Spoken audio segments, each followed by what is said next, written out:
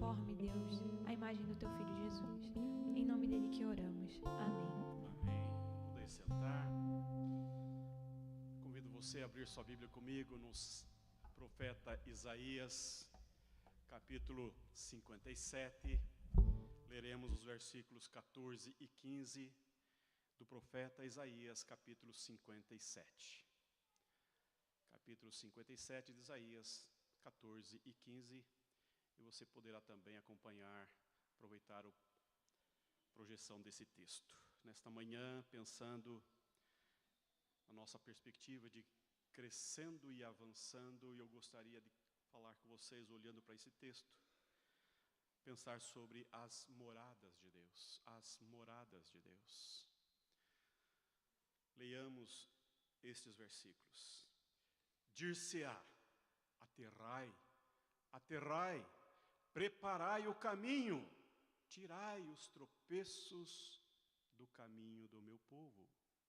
Porque assim diz o alto, o sublime, que habita a eternidade, o qual tem o nome de santo. Habito no alto e santo lugar, mas habito também com o contrito e abatido de espírito, para vivificar o espírito dos abatidos e vivificar o coração dos contritos. O capítulo 57 do profeta Isaías começa os versículos, a partir do versículo 4 até o versículo 13, é uma grave denúncia. Deus faz uma grave denúncia da condição moral, da condição ética, da condição espiritual do seu povo. É uma denúncia do estado de depravação, de prejuízo na vida do seu povo. Ele vai dizer no capítulo 4, versículo 4 do capítulo 57, que o povo dele é um povo maldizente, são filhos da transgressão, filhos de falsidade. No versículo 5 fala que eles são abrasados na concupiscência e praticam sacrifícios de crianças. No versículo 6, ele denuncia que oferecem ofertas a deuses estranhos em pedras, e essas pedras cairão sobre suas cabeças. No versículo 7, ele fala que sacrificam a deuses estranhos nos altos montes. No versículo 8, ele expõe símbolos eróticos e atrás das portas e amam a prostituição e o adultério. E no versículo 11 ele denuncia o medo e o terror que habita o coração e a mente do povo de Israel, e mesmo assim, eles não buscam o Senhor. Portanto, a palavra que vem antes desses dois versículos é uma denúncia do hedonismo, é uma denúncia da prostituição, é a denúncia do adultério, da depravação sexual, da angústia da alma, do terror no coração, do abandono de Deus e do distanciamento de Deus. Esses dois versículos, eles vêm imediatamente após esta denúncia da parte de Deus. E o que diz-nos esses versículos? Esses dois versículos nos dão nesta manhã uma orientação extraordinária. Ele nos faz um convite, e ele fala das moradas de Deus. E ao falar das moradas de Deus, ele fala o que Deus quer fazer onde ele habita. Qual é o convite maravilhoso? O convite maravilhoso está no versículo 14. Dir-se-á, aterrai, aterrai, preparai o caminho, tirai os tropeços do caminho do meu povo. Alguém grita, alguém está dizendo, nivelai, nivelai os caminhos e preparai o caminho. Tirem aquilo que impedem, tirem aquilo que traz prejuízo, tirem aquelas coisas que não permitem com que o meu povo cheguem a mim e eu me chegue a eles. É um convite para que se faça, para que se prepare, para que se busque desobstrução da chegada de Deus. É um convite que alguém está dizendo, gritando em alta voz, dizendo, é hora, basta, é momento do povo estar com Deus e é momento de Deus visitar o seu povo. Preparem-se, Preparem o coração, tirem os tropeços, para que não haja nenhum impedimento, para que o povo esteja perante Deus e Deus perante o povo. Isso é um convite extraordinário. Meu irmão, minha irmã, nós estamos em plena quaresma, nós estamos aí fazendo uma contagem regressiva para a comemoração da nossa Páscoa. E na Páscoa nós temos uma atividade cultica das mais bonitas que nós podemos ter aqui em Curitiba. Nossa igreja oferece um tempo de vigília para todas as famílias. Nós oferecemos na sexta-feira, do meio-dia até as 3 horas, isto mesmo, 3 horas de culto, que nós chamamos o culto das 7 palavras, de nós meditamos nas palavras abençoadoras que emergem da cruz do nosso Salvador. É um culto maravilhoso, abençoado. No sábado de manhã nós somos convocados a estarmos aqui a partir das 7 da manhã em jejum e oração, buscando a face de Deus. E no domingo então, 7h30, está aí no boletim a nossa programação, nós teremos o culto da ressurreição, teremos um café pascual com todas as famílias aqui na igreja e finalizando o nosso culto da Páscoa às 19 horas. Ou seja, é a maior festa da cristandade, é a maior festa cristã. E nós estamos nos preparando para isso. O meu desejo nessa manhã é ajudar você a considerar esse tempo em que nós somos chamados a preparar-nos, não apenas a nossa programação, não é apenas a nossa atividade cultica, não, mas é o nosso coração, a nossa mente. É como nós queremos apresentarmos diante de Deus na Páscoa do nosso Salvador Jesus Cristo. É a data mais celebrativa, porque é o cerne do Evangelho. Nós celebramos a morte vicária do nosso Salvador, a sua morte, o seu sepultamento e a sua ressurreição. É o cerne, é aquilo que sustenta a nossa fé, é aquilo que dá sentido à nossa vida com Deus. Então, esse convite é maravilhoso, porque neste convite, ele diz, tirai os tropeços do caminho. Nessa manhã, o meu desejo é que você caminhe através desse convite, examinando o seu coração, examinando a sua mente, tirando, desobstaculizando na mente, no coração, tudo que impeça uma relação de profundidade com Deus, com Cristo da nossa fé, com Cristo da nossa ressurreição, para que então caminhemos em Deus. E aí, o versículo seguinte, Deus fala de 2 habitações. Quais são as habitações de Deus? Veja o versículo 15. Porque assim diz o alto, o sublime, que habita a eternidade, o qual tem o nome de Santo. Habito no alto e santo lugar. Deus habita no alto e santo lugar. O lugar da habitação de Deus é o lugar alto, é o lugar santo. E aqui você está vendo que o autor está fazendo uma confusão santa com o nome de Deus e o lugar que ele habita. Ele está falando que quem fala é o alto, quem fala é o sublime e que habita a eternidade. Ele habita no alto e no santo lugar. Ou seja, Deus está em um lugar inacessível. Ele está em um lugar transcendente. Ele habita o santo, o alto, o sublime. Porque Ele é alto, Ele é santo, Ele é sublime. Ele é eterno, Ele habita a eternidade.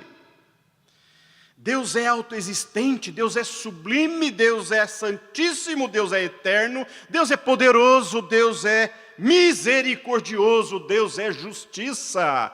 Ele é totalmente outro, Ele é autoexistente, Ele não depende de nada, Ele depende apenas de si mesmo, Ele se basta, Ele é, nós existimos. Por isso que Ele habita os lugares mais altos. O profeta Isaías vai dizer que Ele está no alto e sublime trono. Habitado, sendo exaltado, adorado pelos serafins, pelos querubins, pelos anjos, em milícia de coro angelical, Deus está lá. A morada de Deus é o seu trono santo e eterno. Porque Ele é santo, porque Ele é eterno, porque Ele é alto. Mas Ele também diz, a parte B desse versículo, habito também com o contrito e abatido de espírito, para vivificar o espírito dos abatidos e vivificar o coração dos contritos. Que coisa extraordinária. Deus está dizendo que Ele não habita na igreja, que Ele não habita em casa feita por mãos humanas. Ele não habita com o arrogante, Ele não habita com o insuflado. Ele não habita com o arrogante, com o soberbo, com o orgulhoso. Ele não faz a sua morada em qualquer lugar. Esta palavra deve, nesta manhã, confrontar-nos. E é isso que eu quero nessa manhã. É chamar você a considerar comigo que o Deus que é totalmente outro, santo, santo, santo, santíssimo Deus, Ele também faz a sua morada com aquele que é quebrantado. Deus habita com o quebrantado. E isto é maravilhoso. Na quarta-feira estivemos retomando a nossa reunião de oração pela família, o nosso culto de oração para a família. E eu quero dizer para você que é um grande prejuízo você não estar conosco também na quarta-feira. Prejuízo para vocês, porque é um tempo tão oportuno que nós aqui clamamos pela sua vida, pela vida da sua família. E nós clamamos pela ação de Deus na vida dos nossos filhos. Clamamos por conversão, por libertação, por transformação. Nós clamamos por cura. E Deus tem feito tantas coisas no nosso meio. E quando nós, como famílias, buscamos a Deus, é um sinal de que nós queremos, de fato, desobstruir os nossos caminhos para estar com Deus.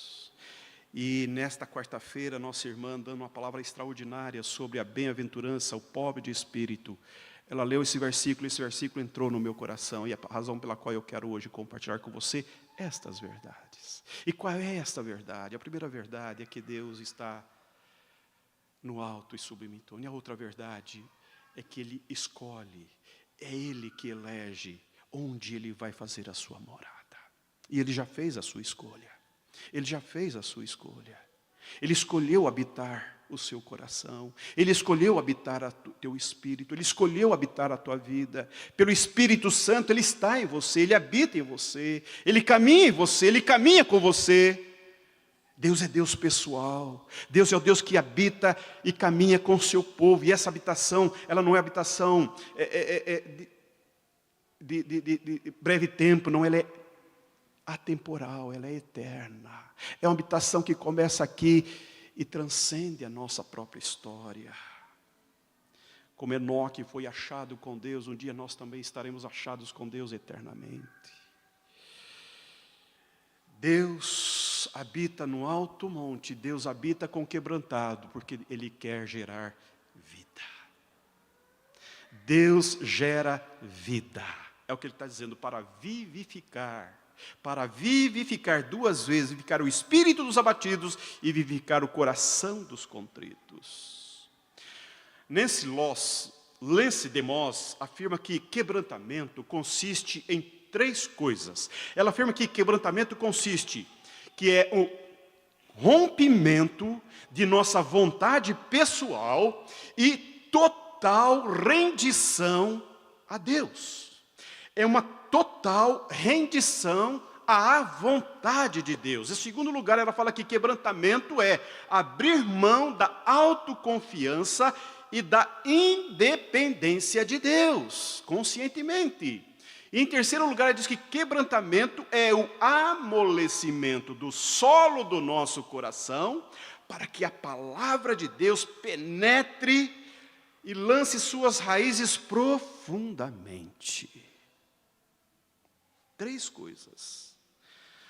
A palavra quebrantamento, ela traduz o que a palavra bíblica chama de contrição. E contrição fala de algo que foi esmagado em minúsculos pedaços, tal como uma rocha que se torna pó. Esta é a ideia da palavra quebrantamento. É quebrado, é triturado, é partido, é esmiuçado. É algo que estava inteiro, mas agora está quebrado. O salmista vai dizer: perto está o Senhor dos que têm coração quebrantado e salva o de espírito oprimido. Quebrantamento, meus irmãos, não significa semblante triste, semblante sóbrio, abatido, alguém que nunca ri, que não dá um sorriso. Não tem nada a ver com isso. Não significa também uma introspecção mórbida, cara de defunto, de funeral, nada. Nem pode ser entendido como profundas experiências emocionais tão somente. Porque é possível a gente derramar rios de lágrimas, chorar abundantemente, mas não experimentarmos um genuíno quebrantamento no coração. Quebrantar-se não é o mesmo que ficar ferido, profundamente abatido por algum acontecimento trágico. As pessoas podem passar por grandes sofrimentos e tragédias e nunca estar quebrantado, porque quebrantamento não é sentimento. Quebrantamento é uma atitude interna, é um ato de vontade. Isso passa pela nossa volição, que atinge as nossas afeições para com Deus, para conosco. Não é uma experiência única, mas é um processo de vida, é um estilo de vida. Não se fala de uma crise única, mas se fala de uma vida que ao todo momento a gente experimenta. É um estilo de vida contínuo e progressivo. O quebrantamento é uma atitude permanente de concordância com Deus sobre as verdadeiras condições do meu coração e da minha vida diante de Deus. Ou seja, é quando eu lanço o meu olhar para mim mesmo, não a partir de mim, mas a partir do olhar de Deus para comigo. Ou seja, é uma conformidade do meu olhar honesto e verdadeiro com o que a Bíblia diz que eu de fato sou. Isto é quebrantamento.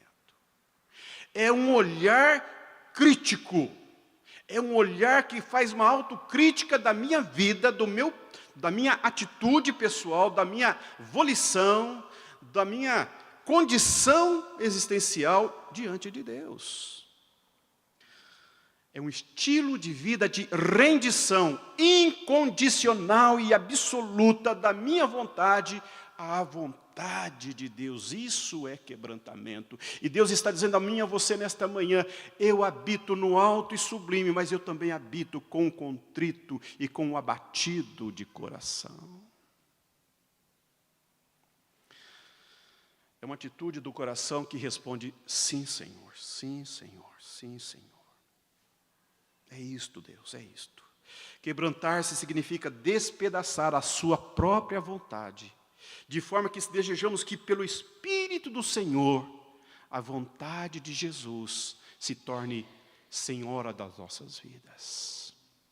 É retirar o eu do centro e colocar Cristo na centralidade da nossa existência.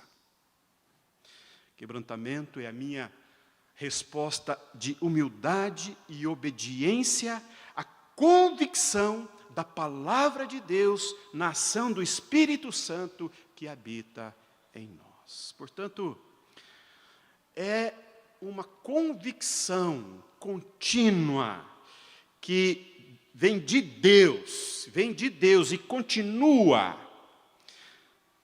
O quebrantamento é contínuo e ele tem dois aspectos, o aspecto vertical e o aspecto horizontal.